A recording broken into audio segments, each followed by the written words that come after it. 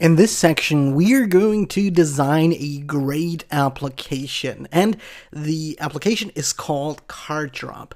And for now, we actually just have an idea for this app, Card Drop, and we have a concept, and I'm going to tell you all about this concept right now. Since we're learning about design and translating a design into code, we're going with a very simple idea.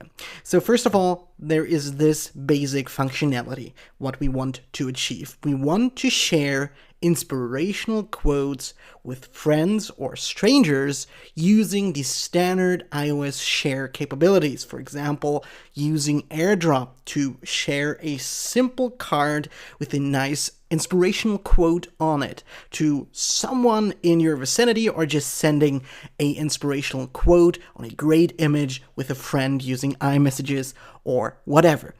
So as for the design, we could think about the following. We start with an image category, so we could have nature, building, people, mountains, cool objects, whatever, or architecture. So this would be the first thing that we do. So we could think about a collection view controller or a collection view, for example. Then the next step is going to be to choose an image from our category. So this could be a bunch of images, let's say 10 images from a specific category like nature.